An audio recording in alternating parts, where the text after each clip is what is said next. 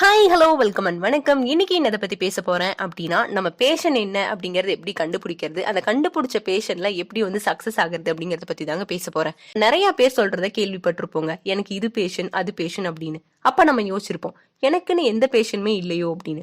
கண்டிப்பா எல்லாருக்குள்ளயும் ஒரு பேஷன் அப்படிங்கிறது இருக்குங்க. அது எப்படி ஃபைன் பண்ணும் அப்படின்னா ரொம்ப ஈஸி தாங்க. இப்ப ஏதோ ஒரு ஆக்டிவிட்டி பண்ணும்போது உங்களுக்குள்ள ஹாப்பியா நீங்க ஃபீல் பண்ணுவீங்க. அதுல நிறைய டைம் வந்து நீங்க ஸ்பெண்ட் பண்ணாலுமே, அந்த விஷயத்த திரும்ப திரும்ப பண்ணாலுமே போர் அப்படிங்கறது அடிக்கவே அடிக்காது. அப்புறம் நீங்க யூடியூப், இன்ஸ்டாகிராம்ல பாக்குற வீடியோஸ் எல்லாமே அது ரிலேட்டடா தாங்க வீடியோஸா இருக்கும்.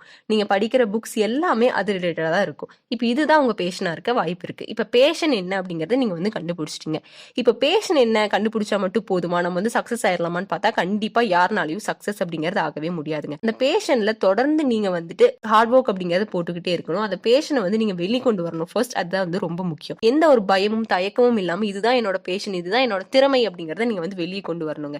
ஒரு ப்ராப்பரான பிளான் அப்படிங்கிறது இருக்கணும். நான் நெக்ஸ்ட் இதுதான் பண்ண போறேன் அப்படின்னு ஒரு ப்ராப்பரான பிளான் அப்படிங்கிறது இருக்கணும். அதே மாதிரி எது இருக்கவே கூடாது அப்படின்னா லேசினஸ் அப்படிங்கிறது இருக்கவே கூடாது.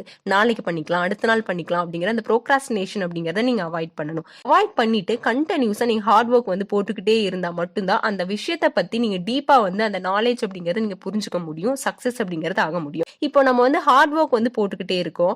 இப்போ ஹார்ட் ஒர்க் அப்படிங்கிறது போட்டுக்கிட்டே இருக்கும்போது நம்ம நடுவுல வந்துட்டு நம்ம என்கரேஜ் பண்றவங்களும் இருப்பாங்க, டிஸ்கரேஜ் பண்றவங்களும் இருப்பாங்க.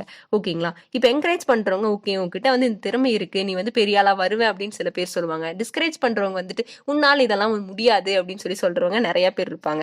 இப்போ அந்த டிஸ்கரேஜ் பண்றதுனால நீங்க கிவ் அப் பண்ணிட்டீங்க அப்படின்னு வச்சுக்கோங்களேன், கண்டிப்பா நீங்க வந்து சக்சஸ் ஆக முடியாது. கண்டினியூஸா உங்க ரூட்ல நீங்க போய்கிட்டே இருங்க. கண்டினியூஸா வந்துட்டு ஹார்ட் ஒர்க் அப்படிங்கிறது பிடிச்சி ஜாலியா சந்தோஷமா நீங்க வந்து போட்டுக்கிட்டே இருங்க.